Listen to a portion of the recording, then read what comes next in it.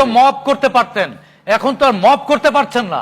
এজন্য সংসদে এক কথা, রাজপথে এক কথা, টক শোতে এক কথা, একটা জনমত তৈরি করার চেষ্টা করছেন, জনগণকে বিভ্রান্ত করার চেষ্টা করছেন। আর একটা জিনিস কি, স্বাধীনতা চর্চা অবশ্যই করা দরকার, স্বাধীনতা থাকতে হবে, মত প্রকাশের স্বাধীনতা এটা মৌলিক অধিকারের মতো।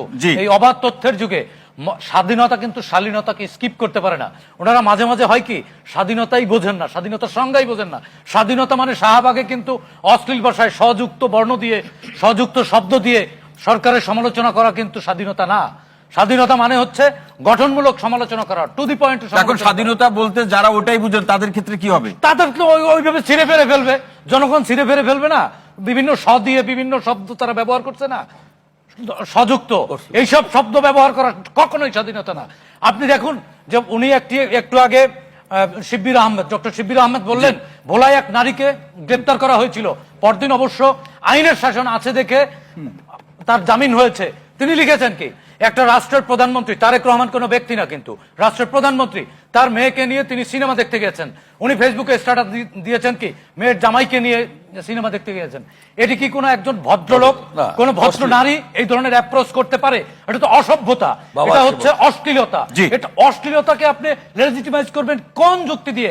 অশ্লীলতা চর্চা করা কি আপনার স্বাধীনতা? এটি কি আপনার মত প্রকাশের স্বাধীনতা? মত প্রকাশের স্বাধীনতা অর্থই না জাতীয় সংসদে জাতীয় সঙ্গীত বাজবে আর আপনি হট্টগোল করবেন, বসে থাকবেন।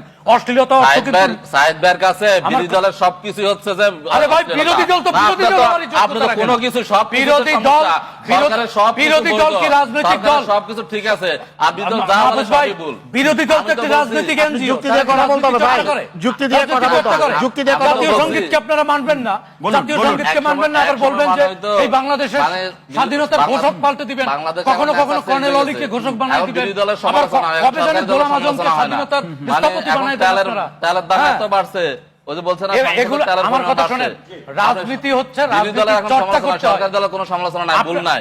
ডে ওয়ান থেকেই তো আপনারা শস্যের মধ্যে ভূত দেখেন। আসলে তো ভূত হচ্ছে বিরোধী দল। বিরোধী দল হচ্ছে বাংলাদেশের বিরোধী দল সমস্যা, সরকার দল কোনো বিরোধী দল হচ্ছে বাংলাদেশের সরকারি দল সমস্যা না, বাংলাদেশের বিরোধী দল। 86 এর কথা মনে আছে? 86 এর কথা মনে আছে? 96 এর কথা মনে আছে? তো 2008 সালের নির্বাচনে আপনি না গেলে আমরা গেলাম, মনে আছে সেগুলো? শোনেন, বিশ্বাসঘাতক, বাংলাদেশের স্বাধীনতার সাথে বিশ্বাসঘাতকতা আপনারা করেছেন।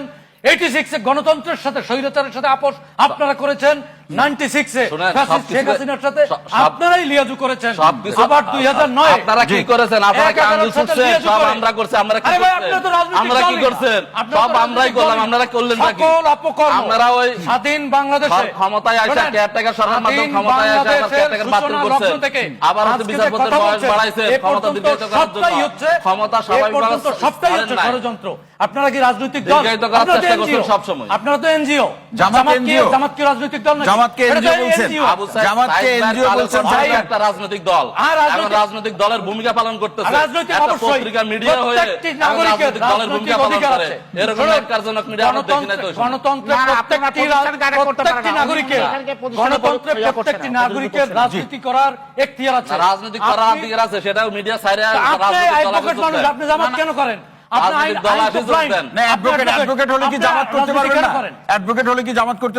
সাংবাদিক হলে কি কোনো রাজনীতি সচেতন হতে পারবে না? সাংবাদিকরা কি মানুষ না? আমি ভোট দেই না, আমি নাগরিক না, আমি ট্যাক্স দেই না। উনি একটা ফতোয়া দাঁড় করে দিল, ওটা যে জান্নাতের কার্ডের মতো অমনি হয়ে গেল। ফাইজলামি করলে হবে? 71 থেকে বিরোধিতা করে 2026 পর্যন্ত এই লাল সবুজের পতাকার সাথে সর্বশেষ আপনাদের সাদিক কায়েম পয়লা বৈশাখের অনুষ্ঠান ভণ্ডুল করার জন্য সামাজিক যোগাযোগ অসংখ্য ধন্যবাদ। বাংলাদেশের মানুষ রাজনীতি করার অধিকার, অসংখ্য ধন্যবাদ। অনেকক্ষণ ধরে